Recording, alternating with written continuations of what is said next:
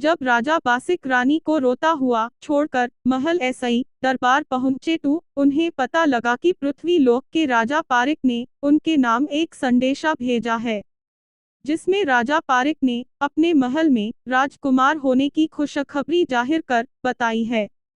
संदेशे में लिखा था, प्रिय मित्र राजा बासिक, मुझे आपको बताते हुए अति प्रसन्नता हो रही है कि हमारी रानी ने एक सुंदर और साहसी राजकुमार को जन्म दिया है। जन्म कुंडली दिखाने पर राज्य के पंडितों ने बताया कि राजा काफी अच्छे नक्षत्रों में जन्मे हैं, इसलिए उनका नाम परीक्षित निर्धारित किया गया है। हम उम्मीद करते हैं कि आपकी ओर ऐसा ही भी खुशखबरी जल्द सुनने को मिलेगी। हमारी तरफ ऐसा ही आप सभी को नमस्कार। आपका प्रिय मित्र राजा पारिक। यह समाचार सुनते ही राजा बासिक सुन रह गए, मानो एक एक शब्द ने उनके हृदय पर जैसे आत्मघाती हमला किया हो। राजकुमार के नाम ऐसे ही अब राजा बासिक की चिंता और बढ़ने लगी थी। दूसरी तरफ रानी किसी भी हालत में अपनी राजकुमारी को बचाना चाहती थी, जिसके लिए रानी ने मन ही मन एक योजना बनाई और अपनी सबसे भरोसेमंद बांडी नौकरानी को बुलाया और बोली, रानी बांडी ऐसा ही देखो, बांडी तुम्हें तो याद ही होगा जब मैं ब्याह कर इस राज्य में आई थी, तब मेरे पिताजी ने तुम्हें हमारे साथ भेजा था ताकि तुम हमारी हर बात को आदेश मानकर उसका पालन कर सको और हमारा ख्याल रख सको। आज हम पर बहुत बड़ी मुसीबत आन पड़ी है, तो इसमें मेरा साथ देना आपका कर्तव्य बनता है। बांडी हाथ जोड़कर, महारानी आप मुझे आज्ञा दे, मैं आपके लिए अपनी जान तक कुर्बान कर दूंगी।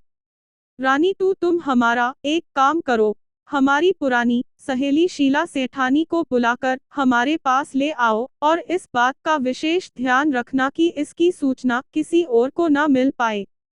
बांदी ठीक है रानी, आप इसकी चिंता बिल्कुल न करें। कृपा आप थोड़ा अंधेरा होने की प्रतीक्षा करें, मैं आपकी सूचना शीला सेठानी तक अवश्य पहुंचा दूंगी। दोस्तों, शीला सेठानी और रानी बचपन की सहेलियां थी। दोनों का पिहर एक ही था। दोनों ही सहेलियां राजा बासिक की नगरी में ब्याही गई थी, यानी दोनों का पिहर भी एक था और ससुराल भी। बस फर्क था तो सिर्फ इतना कि एक रानी थी और दूसरी सेठानी। अब जैसे ही अंधेरा हुआ तो बांडी तुरंत शीला सेठानी के पास पहुंच गई और बोली, सेठानी, महारानी पर बहुत ही बड़ी विपदा आन पड़ी है। उन्होंने आपको तुरंत महल में आने को कहा है। वार्तालाप के दौरान सेठानी को जैसे ही पता लगा कि यह कार्य काफी खुफिया है तो सेठानी ने बांडी को तुरंत वहां ऐसा ही जाने को कहा और बोली, रानी ऐसा ही कहना, मैं थोड़े समय बाद महल में पहुंच जाऊंगी। बांडी ने तुरंत वापस आकर इसकी सूचना रानी को दी और बोली, रानी मैं आपका काम सकुशल कर आई हूँ, थोड़ी देर में सेठानी आती ही होगी।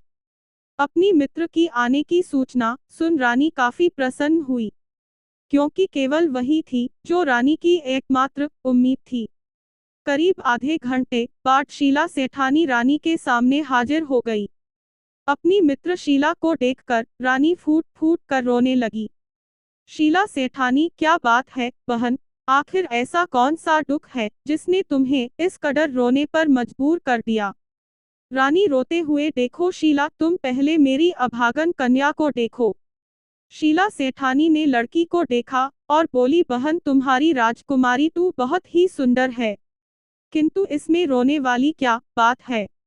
रानी न चाहते हुए भी खुद को रोने ऐसा ही रोक नहीं पा रही थी, लेकिन कैसे न कैसे रानी ने राजा बासिक की कही सारी बातें शीला सेठानी को बता दी और साथ ही यह भी बताया कि राजकुमारी को आज रात ही मारने का हुक्म दिया है। शीला सेठानी को भी यह बात सुनकर काफी धक्का लगा। फिर उसने आश्चर्य में रानी ऐसा ही पूछा, तू बहन, मैं इसमें तुम्हारी क्या मदद कर सकती हूँ, बताओ। रानी, शीला, मैं चाहती हूँ इस लड़की को तुम अपने घर ले जाओ और वहीं इसका पालन पोषण करो और इसके बदले में तुम्हारे पास जो पालतू खरगोश है उसको मारकर उसकी दोनों आंखें निकाल कर बांडी के हाथों मेरे पास पहुंचा दो, ताकि मैं राजा को दिखा सकूं कि यह हमारी ही राजकुमारी की आंखें हैं। शीला कुछ सोचते हुए, बहन समस्या 2 काफी गंभीर है। इस योजना को आगे बढ़ाने के लिए मुझे अपने पति रतन सेठ को भी इसमें शामिल करना होगा, लेकिन मैं तुमसे वादा करती हूँ कि तुम्हारी सहायता के लिए मैं अपने पति को अवश्य मना लूंगी। अपनी सहेली की सहायता मिलने ऐसई अब रानी को एक उम्मीद की किरण नजर आने लगी थी। रानी के गम के आंसू अब खुशी के आंसू में तब्दील होने लगे। रानी तू ठीक है, मैं बांडी को भेजकर अभी सेठ जी को बुलवा देती हूँ। रानी ने बांडी को तुरंत रतन सेठ को बुलाने का